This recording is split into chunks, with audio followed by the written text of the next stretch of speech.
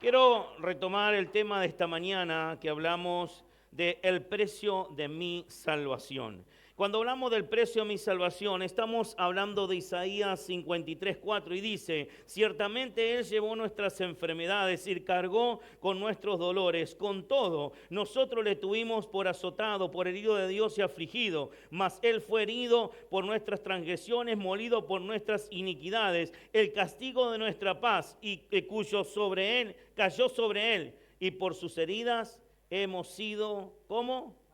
Sanados. Qué tremenda bendición, qué privilegio que tenemos que por sus heridas fuimos nosotros sanados. Amén. Todos podemos ser sanados, solo tenemos que reconocer a ese Cristo que pagó el precio en la cruz del Calvario, el cual nos ha bendecido en gran manera. Hermano, eso no es una derrota lo que pasó Cristo en la cruz, sino que es una victoria. ¿Cuánto lo creen? Amén. Porque muchos han dicho en algún momento que fue la derrota de Dios y nada que ver. Nunca fue una derrota, fue una victoria, porque Él salió triunfante de la cruz, salió triunfante de la tumba y hoy está sentado a la diestra de Dios Padre Todopoderoso, bendiciéndonos en gran manera. Amén. El precio de mi salvación. Pocas personas logran entender lo que es el precio de la salvación. ¿Y por qué, pastor? Porque muchas veces llegamos a Cristo y lo aceptamos, lo reconocemos, pero no nos mantenemos firmes porque no reconocemos el precio, el valor que tiene la salvación. Y es un valor incalculable. Diga conmigo, un valor incalculable. Entonces, cuando llegamos, nos cuesta muchas veces lograr cambiar. No logramos cambiar porque hay cosas que todavía siguen manifestándose en nuestra vida, de Gálatas 5:19.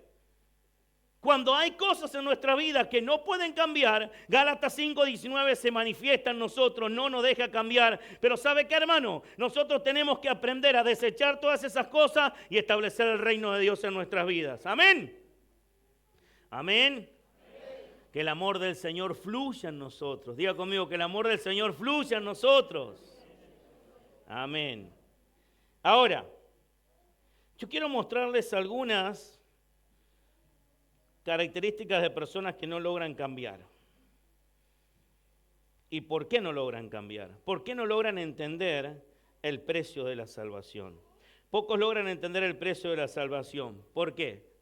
Pregúntese, ¿por qué no logra entender el precio de la salvación?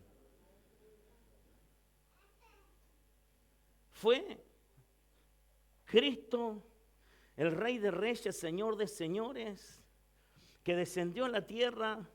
Sí, algo ilógico para el razonamiento humano, pero la mente de Dios ha sido perfecto. Algo ilógico, porque hay cosas en el ser humano que no te dejan ver por qué no podés entender el precio de la salvación. Y una de las primeras cosas es la naturaleza del orgullo. Diga conmigo, la naturaleza del orgullo. ¿Qué es la naturaleza del orgullo? No reconoce el precio de la salvación porque es reconocer la necesidad de la redención. El orgulloso nunca necesita de nadie. El orgulloso es cero misericordia. La naturaleza del orgulloso es cero, diga así, cero misericordia. No ama a nadie. ¿Cómo es el orgulloso? Cero misericordia. La naturaleza del orgulloso no logra, no tiene misericordia, no reconoce que necesita de los demás. Y sabe que el orgullo es una barrera que nos separa de Dios. Diga conmigo, el orgullo es una barrera que me separa de Dios. Entonces yo tengo que arruinar el orgullo en mi vida. Se tiene que corromper como el hierro, mi amado. Cuando le entra el óxido al hierro, así se tiene que corromper. O cuando, hermano, empiezan a pasar cosas en mi vida, digo, no, yo tengo que doblar mis rodillas, clamar a Dios. Yo tengo necesidad de Cristo. Amén. La naturaleza del orgullo, dice ahí en Salmo 138:6, dice: Dios al humilde lo atiende, pero al orgulloso lo mira de lejos. Quiere decir que no lo atiende. Porque si lo mira de lejos, no lo atiende. ¿Está aquí conmigo? Entonces, y mire cuál es el alimento del orgulloso. ¿De qué se alimenta? Del egoísmo. El egoísmo te hace creer que no sos malo. ¿Escuchó alguna vez gente que dice, no soy malo, no tengo necesidad de ir a la iglesia? Si yo soy una buena persona, ¿para qué ir a la iglesia? ¿Para qué pedirle a Diosito si yo soy bueno? ¿Está aquí conmigo? Tócale a tu hermano y dice, ¿te están hablando? No sé si alguna vez le pasó, pero yo he escuchado gente así. No hay necesidad, soy bueno. El egoísmo alimenta el orgullo, que como era buena persona no necesita salvación. No necesita a Cristo. Yo necesito a Cristo sí o sí. ¿Sabe por qué necesito a Cristo? Porque tengo una vida eterna. Esta vida natural que nosotros tenemos es pasajera. Hermanos, yo quiero que hoy usted pueda salir de este lugar entendiendo y tomando la decisión de que sí o sí necesita a Cristo en su vida. Y no solo en su vida, sino desde la mañana hasta la noche y mientras que usted duerme necesita a Cristo. En todo momento yo necesito a Cristo, necesito cambiar mi vida por completo. Amén. Entonces, de esa manera tengo que arruinar, como dije ahí, primero el orgullo, después también el egoísmo, para no alimentar el orgullo. Juan 15:13, y dice, el egoísmo odia la dependencia. Odia la dependencia. No quiere depender de nadie el egoísta. ¿Estás aquí? No quiere depender de Cristo. Y mire, y dice, todo lo logra por sus propios esfuerzos. Todo esto lo logré por mis propios esfuerzos. Me compré esto por mis propios esfuerzos. Y ahora yo te preguntaría una cosa. Vos podés decir eso, pero si Cristo te mantiene 2 meses en la cama, ¿cómo lograrías con los esfuerzos las cosas? Darío, ¿cuántos meses estuviste internado? ¿40 días? 40 días internado. ¿Le faltó algo? ¿Por qué? La fidelidad de Dios. El corazón dispuesto, el corazón, la fidelidad de Dios. Y es el que sustenta la casa. Lo pongo como ejemplo, pero seguramente hay muchos más hermanos. El egoísmo no te deja avanzar. Pero Juan 15:13 dice, nadie tiene mayor amor que este, que uno ponga su vida por sus amigos. ¡Wow! ¡Qué tremendo que es esto! ¿Está aquí conmigo? Entonces, el mismo Jesús dice, yo quiero ayudarte, yo quiero bendecirte, yo quiero que tengas salvación, yo quiero que vivas conmigo por la eternidad. ¡Qué hermoso! ¿Sí o no? Ahora, tercer punto, la rutina, que por ahí acá no veo mucho, hermano. Bendito sea Dios. Ahí está. ¿Qué dice la? Rutina. Y la rutina lo que hace, genera estancamiento. Todas las cosas que se hacen rutina generan estancamiento. Hay gente que tiene rutina de venir a la iglesia. No es un hábito, es una rutina. Y hay rutinas buenas, pero también hay rutinas malas. Y la rutina mala genera estancamiento. Mire, es muy bueno congregarse, es hermoso congregarse, es una bendición, pero tengo que analizar si lo hago por rutina, que bueno, arrancan el culto, seguro que hoy abre la profeta, y bueno, siempre lo mismo, gritos, zapateos, gallas, Después cantan otra alabanza, siempre lo mismo, cantan una adoración, no pasa nada. Cuando dejo de sentir el fuego de Dios, se me convirtió en rutina y me estoy estancando.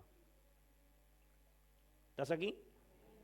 Y bueno, seguro que la pastora después da la ofrenda y la palabra, y bueno, andás a ver, cualquiera agarra ahora el micrófono para dar palabra. No, hermano, se generó en rutina.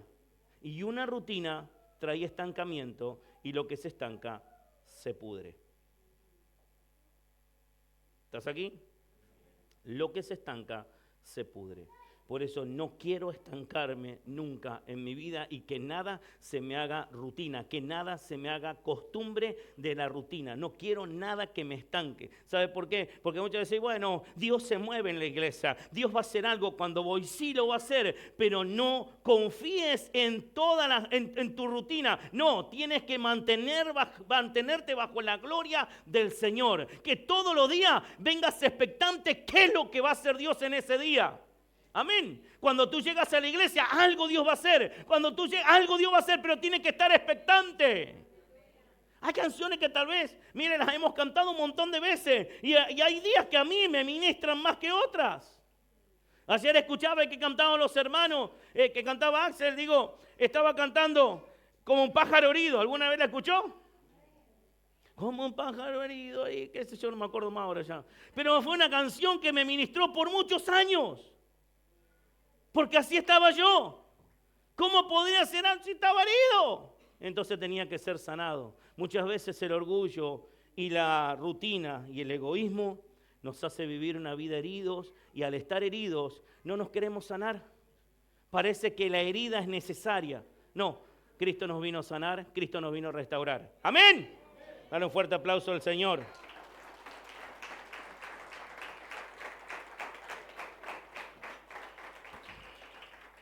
Lo mismo que la rutina en una casa, la rutina en una familia, la rutina en un matrimonio. Todas esas cosas, si no las trabajo, se terminan estancando y se terminan pudriendo. Hermano, trabaje en su vida. Amén. Incomprensión del amor divino. Nunca escuchó gente que dice, ¿cómo puede Dios aceptar un sacrificio así? ¿Cómo puede Dios entregar a su hijo? ¿Escuchó gente alguna vez así? Dios muestra su amor para con nosotros, en que siendo aún pecadores, Cristo murió por nosotros. ¿Cómo Dios? No logran entender el amor divino. No logran entender esas cosas. Ahora, otra de las cosas es la salida rápida. En estos tiempos, la gente no mira por lo eterno, mira por una salida rápida. Enfoque en lo inmediato, pocos se enfocan en lo eterno. La gran mayoría de las personas se enfocan en lo que pueden ver y en lo inmediato, en lo rápido, en lo práctico. Bueno, ¿qué vamos a comer hoy? Y hay sopa, nos tomamos una quick, ya que está fresco hoy. Rápido. En lugar de pelarse una zanahoria, de rallarlas, de tomarse el tiempo, porque eso le va a ser saludable. ¿Cómo va a ser? Ok, y va a vivir unos años más. Ahora, con esa sopita que es químico, mi amado, mucho. Ay, pastor, yo vivo tomando, tranquilo, hermano. Ora al Señor, bendígala, aleluya. Amén. La solución rápida, la salida rápida. Y bueno, ya tengo 30 y si no me lo engancho, hermano, no busque salidas rápidas, espera, el tiempo de Dios no importa, pueden llegar a los 80. Mire, Abraham tenía 100 años y tuvo hijos. ¿Está aquí conmigo? Ok, tómese el tiempo. Traducción lenguaje actual, 2 Corintios 4:18, porque nosotros nos preocupamos por lo que nos pasa en esta vida, que pronto acabará. Al contrario, nos preocupamos por lo que nos pasará en la vida que tendríamos en el cielo. Ahora, no sabemos cómo será esa vida. Lo que sabemos es que es eterna. Hermano, es fuerte este versículo. Para mí es una transición. O cambio de pensamiento o me quedo estancado. Dice, porque nosotros no nos preocupamos por lo que nos pasa en esta vida, que pronto acabará. Al contrario, dice, no nos preocupamos por lo que nos pasa en la vida que tendremos en el cielo. Nos preocupamos por la vida que tendremos en el cielo. Ahora, no sabemos cómo será esa vida, pero lo que sí sabemos es que será eterna. No tengo que descuidar mi vida eterna. No tengo que descuidar mi vida eterna. ¿Qué tengo que hacer? No descuidar mi vida eterna. No descuidar mi salvación. No descuidar, hermano. ¿Sabe por qué les cuesta tanto a la gente cuidar la salvación? Porque es un regalo.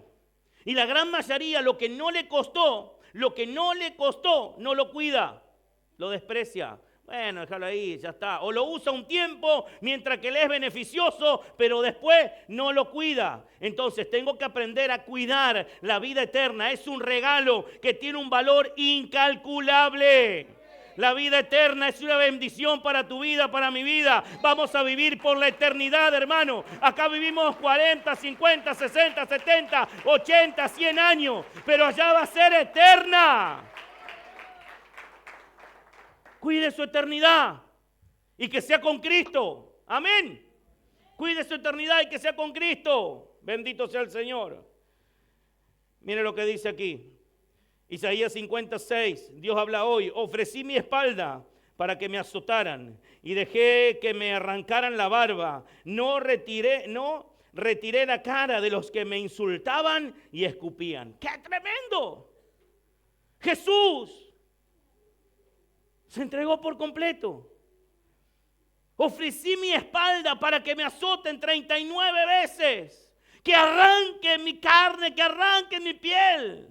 Que me dejen como una llaga. Por algo dice, por su llaga fuimos nosotros curados. Esa sangre que brotaba de ese cuerpo trajo sanidad. Por algo también dice que por su llaga fuimos nosotros curados. Y esa palabra llaga significa lo siguiente, que es por sus pasos,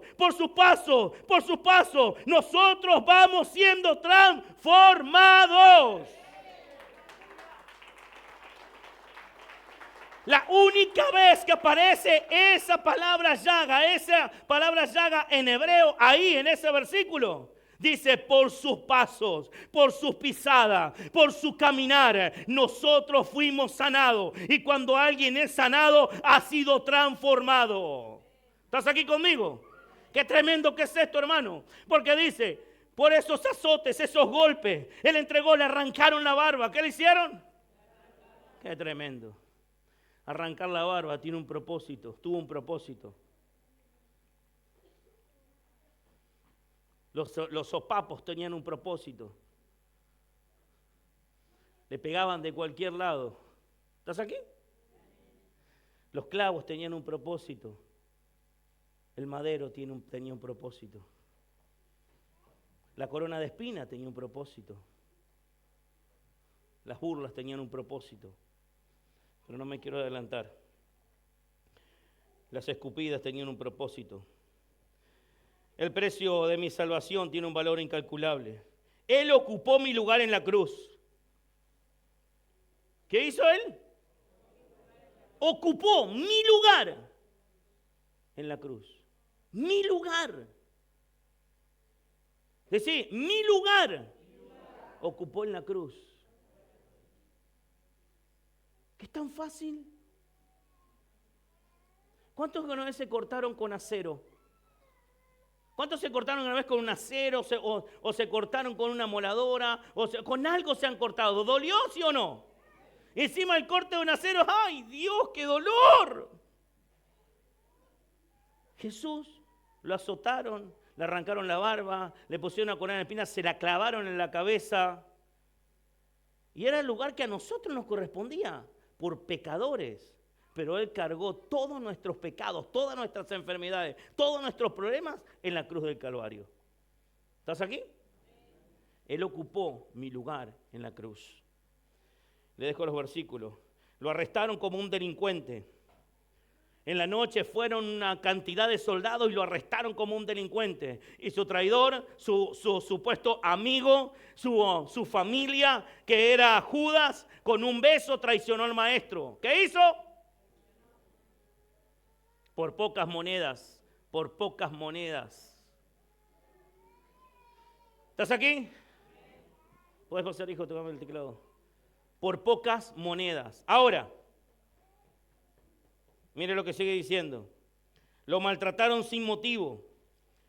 Lo azotaron, lo golpearon. Ahí los 39 azotes. Lo golpearon. Mi amado hermano, lo golpearon, le golpearon la cara. Le desfiguraron su rostro. Ahora, cada una de esas cosas, la corona de espina habla de del cuidado en tu cabeza. La sangre que se derrama cuida tus pensamientos, tus sentimientos, tus decisiones que vas a tomar. Los sopapos que él recibió, el que le arrancaron la barba, le pegaban aquí, le pegaban allá, estaba sanando la identidad de tu lengua, estaba sanando la identidad de tu paladar, estaba sanando la sangre que se derramaba de su boca, estaba sanando tus labios. Porque la sangre de Cristo tiene poder. Entonces cuando criticamos, no hemos sido lavadas con la sangre del Cordero nuestra lengua. Cuando hablamos mal de alguien, estamos pisoteando la sangre que derramó Cristo de nuestra boca, de su boca.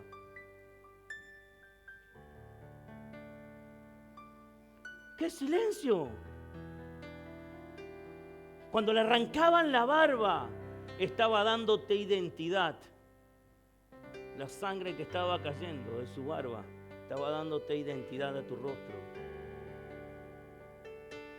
¿Usted cree que es como, hermano, lo leemos así tan rápido, pero no nos detenemos a pensar en ese tiempo que los romanos eran criminales? Ellos disfrutaban dañar a las personas, disfrutaban maltratar a las personas. Hermano, está aquí conmigo, disfrutaban hacerle daño a aquellos que iban a ser crucificados, porque sabían que en total iban a morir. Era la pasión que tenían por lastimarlos. O sea que Cristo no fue la excepción. Cuando tú lees, presta atención a lo que lees. Cuando él lo bofetaban, lo golpeaban, lo maltrataban, de su boca, de sus ojos, salió sangre. Y sanó la visión, sanó las miradas. Porque en los ojos fue Eva la que codició con los ojos. Porque los ojos se alimenta el alma. Los ojos es la lámpara del cuerpo. Entonces tiene que tener una sanidad. ¿Estás aquí?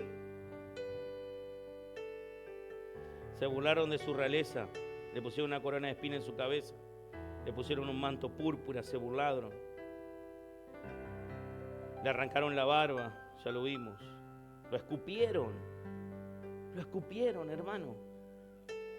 Lo azotaron 39 veces, arrancándole la carne. Lo obligaron a llevar un madero y ahí se encontró con Simón de Cirene. Simón de Cirene iba a las Pascuas a hacer un sacrificio para recibir un perdón temporal, para cubrir los pecados. Pero se encontró con el que quita el pecado del mundo. Simón de Cirene le hicieron cargar el madero y llevando ese madero, no quiso primero, pero yo me lo imagino, él llevaba un corderito al sacrificio y quedó mirando porque en ese tiempo había muchísimos curiosos, quedó mirando lo que estaba sucediendo en ese momento y pasaba Jesús y iba al monte Calvario, al monte de la Calavera, al Gólgota. Iba camino al monte Gólgota para ser crucificado y en ese camino estaba Simón de Cirene cargando el madero de Jesús. Seguramente se resistió, pero no le quedó otra que llevarlo porque lo iban a matar a él. Cargó el madero y ese madero estaba lleno de sangre eterna, viva. Y él, porque cada vez que ellos hacían un sacrificio, cuando mataban el animal que los degollaban, necesitaban una gota de ese animal para que ellos sientan que ha sido cubierto el pecado, cubierto, no redimido, cubierto. Y llegar a la casa y decir, el sacrificio ha sido hecho. Pero cuando él cargó el madero en su espalda, iba caminando y viéndolo al Salvador del mundo, y llegó yo me lo imagino cuando llegó a la casa, no con una gota, sino que llegó bañado en sangre. Llegó a la casa y dijo, cargué el madero del Salvador del mundo. ¿Sabe por qué se lo digo? Porque en el libro de Romanos dice, en el libro de Romanos 13 dice que el hijo de Simón de Cirene se llamaba Rufo y el otro se llamaba Alejandro. Y también el apóstol Pablo dice, dale saludo a tu mamá y a mi mamá. Quiere decir que cuando nos encontramos con el madero, cuando nos encontramos con la sangre de Cristo, cambia nuestra vida, cambia nuestra casa, cambia nuestra familia y nuestras generaciones sirven a un Dios que vive y reina por los siglos de los siglos. Cuando Simón de Cirene se encontró con el Salvador del mundo, cambiaron las generaciones. Simón de Cirene iba por un sacrificio y se encontró con el sacrificio. Se encontró con el sacrificio. ¡Qué bendición! Se encontró con el sacrificio. Lo crucificaron. Cuando clavaban en este lugar, no en las manos, en este lugar. Cuando lo clavaron ahí, esa sangre que se derramaba sanaba la identidad de nuestras manos. Sanaba la identidad de nuestras manos, porque nuestras manos muchas veces corren al mal. Cuando yo logro entender todo el sacrificio de Cristo, sanaba la identidad de mis manos. Cuando se derramaba, que lo crucificaron en los pies, cuando clavaron el clavo en los pies, esa sangre que se derramaba de sus pies, sanaba la identidad de mis pies. ¿Estás aquí? Porque muchas veces nuestros pies corren al mal, nuestras manos son utilizadas para hacer cosas malas. Pero cuando llego a Cristo y empiezo a compartir el pan y el vino, mi vida empieza a reflejar una identidad que es totalmente diferente. ¿Estás aquí conmigo? Se burlaron de él en la cruz. Y la humillación más grande que le hicieron a Jesús, lo desnudaron 2 veces. Lo desnudaron cuando le pusieron el manto púrpura. La Biblia dice que lo desnudaron y le volvieron a poner sus vestidos. Y cuando lo colgaron en la cruz, él quedó desnudo. Así dice la Biblia. Era la humillación más grande que había de algún delincuente ser humillado de esa manera.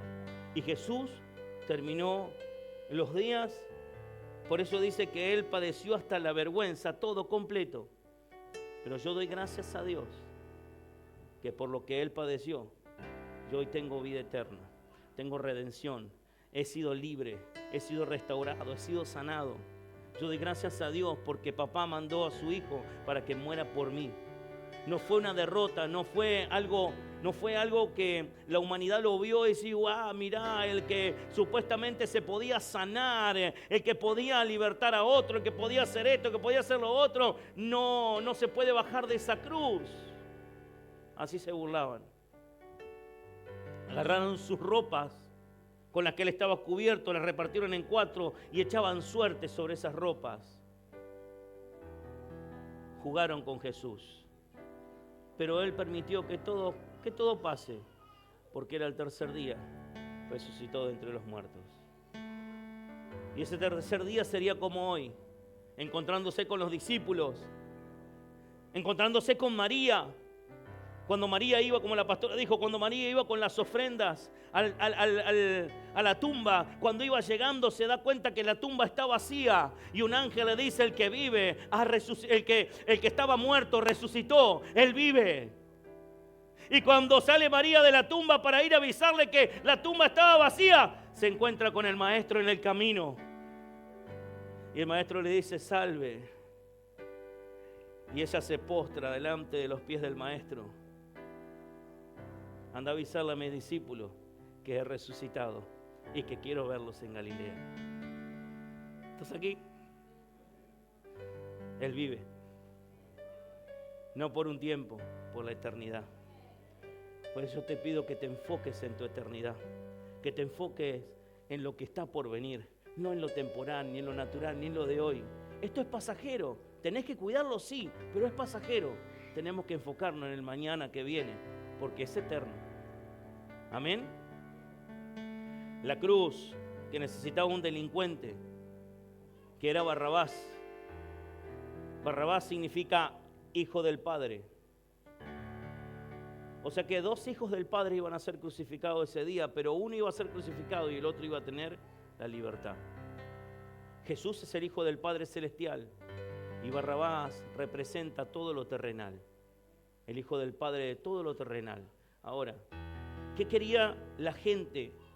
La misma gente que tiró los mantos delante del Señor, que tiró las palmas delante del Señor cuando Él entraba a Jerusalén, el rey de los judíos, aleluya, y le decían, Hosana, Hosana, el rey de los judíos. Ese mismo manto que ellos, las mismas palmas y el manto que ponían sobre el asno, fueron los mismos que estaban ahí diciéndole, suelten a Barrabás, suelten a Barrabás, suelten a Barrabás, crucifíquenlo a Jesús.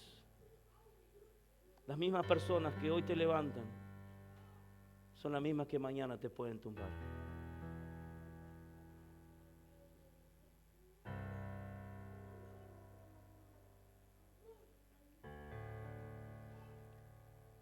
Todo tiene un propósito en la vida. Jesús, el Hijo del Dios viviente, era necesario que Él pase por la cruz porque tenía que cumplirse la profecía, ¿sí o no? Pero ¿qué es lo que miró la gente? Miró al Hijo del Hombre, miró al Hijo del Padre, miró las cosas del mundo, lo terrenal y lo temporal, y no logró ver lo celestial. Como dije antes, muchas veces nos enfocamos en lo terrenal y dejamos de desenfocarnos en lo eterno. Dos hijos del Padre, uno iba a ser crucificado. Y el Hijo del Padre que ellos eligieron fue Barrabás para que lo suelte, no al que es eterno. ¿Estás aquí conmigo? Ten cuidado con las decisiones que tomes mañana, porque son las que afectarán tu futuro.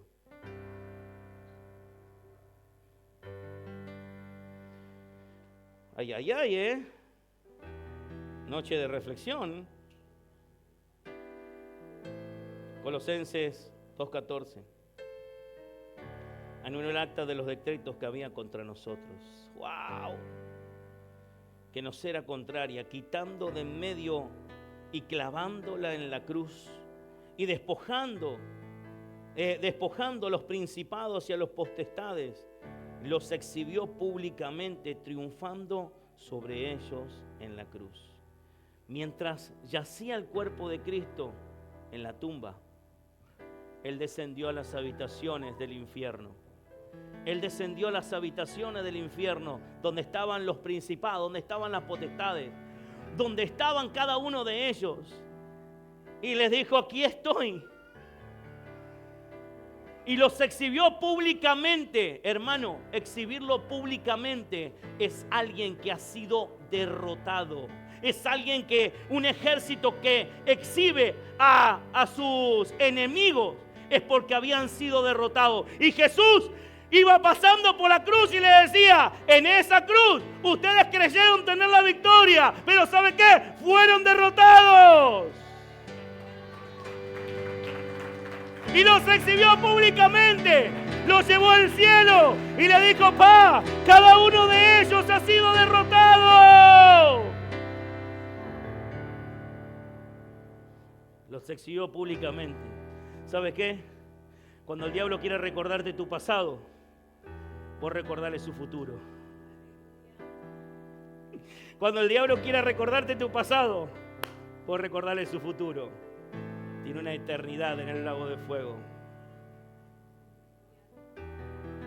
Tiene una eternidad en el lago de fuego. Y no solo eso, sino que ha sido vencido. ¿Estás aquí? Todos tus problemas, todas tus enfermedades. Porque Él dice ahí, anulando el acta de decretos que había contra nosotros. Hay decretos del mismo infierno que han sido establecidos. ¿Qué? Esta enfermedad, esta enfermedad, este problema, esta circunstancia, problemas familiares, problema esto, problema lo otro. Cosas que el enemigo fue trabajando para destruirte. Pero ¿sabe qué? Jesús agarró toda esa acta de decretos del infierno, los tomó con sus manos y dijo, todo lo que ha sido decretado para Dios del infierno, hoy lo clavo en la cruz. Ya no tiene más derecho, ya no tiene más autoridad, ya no tiene más dominio. Ha sido vencido esos decretos, han muerto esos decretos.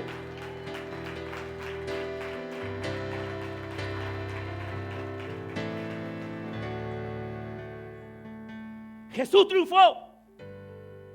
Hoy y siempre Él va a triunfar. Por la eternidad Él va a triunfar. Por eso no permitas que el enemigo siempre venga a recordarte el pasado. No permitas que nadie te recuerde el pasado. Tu pasado quedó como pasado. Porque el enemigo lo único que puede recordar es el pasado.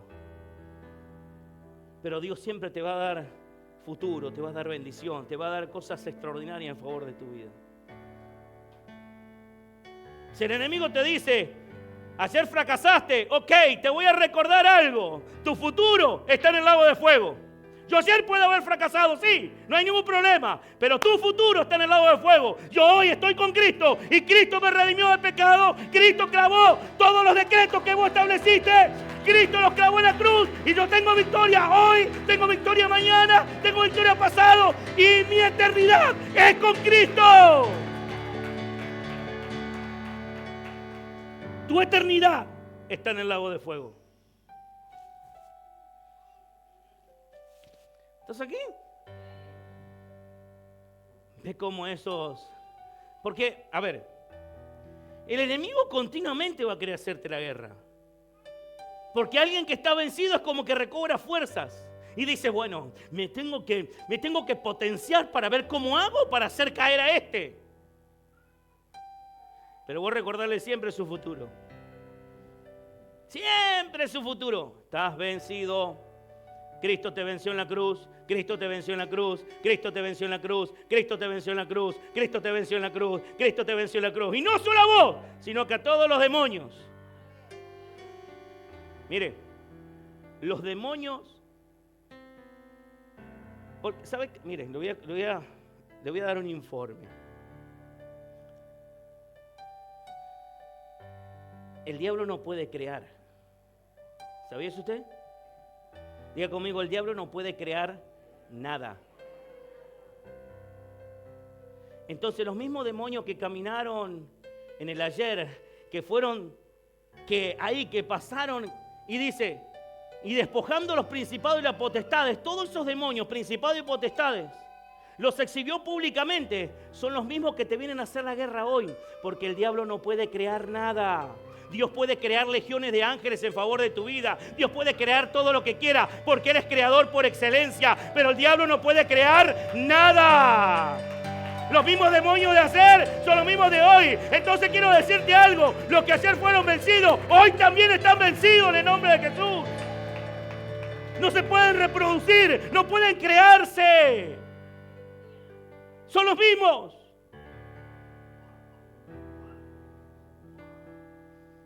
Solo se actualizan un poco nada más. Son como las redes sociales que se actualizan de tanto en tanto. Bueno, ellos se actualizan. Pero va a actualizarte más con lo eterno. Amén. Juan 19:30. Y te invito a que lo leamos de pie. Juan 19:30 dice: cuando Jesús hubo tomado vinagre, dijo: consumado es. Y habiendo inclinado la cabeza, entregó el Espíritu. Consumado es la palabra telestai, telelestai, que quiere decir la deuda está saldada. Diablo, la humanidad no te debe nada. Diablo, mis hijos de Restauración y Vida no te deben nada. ¿Estás aquí? Todo fue pagado en la totalidad. Cuando el diablo te quiera recordar tu pasado, recuérdale que Cristo pagó el precio en la cruz del Calvario. Y no fue cualquier precio, fue el precio de la victoria de toda la humanidad. Porque de tal manera amó Dios al mundo que ha dado a su Hijo unigénito, para que todo aquel que en Él crea no se pierda, mas tenga vida eterna. Eternidad, eternidad, eternidad con Cristo. Trabaja por tu eternidad. Trabaja en lo temporal, porque te da tu bienestar. Pero dale más prioridad a tu eternidad. Dale más prioridad a Cristo. ¿Sabe cuál es el sistema de este mundo? Es las distracciones. El mundo utiliza las distracciones para sacarte del propósito, sacarte de la voluntad, sacarte del Señor. El sistema, todas las cosas del sistema, las redes sociales, el adoctrinamiento en las escuelas, el trabajo en los matrimonios, el adoctrinamiento en los matrimonios, todo el sistema trabaja, mostrando amores falsos, mentiras y mentiras y mentiras y mentiras. Pero quiero decirte algo hoy, busca la eternidad, busca a Cristo, busca primeramente el reino de Dios y su justicia, y todo lo demás, no te preocupes que viene añadido. Todo lo demás viene añadido. Busca lo eterno. Cierra tus ojos, levanta tus manos al cielo. Y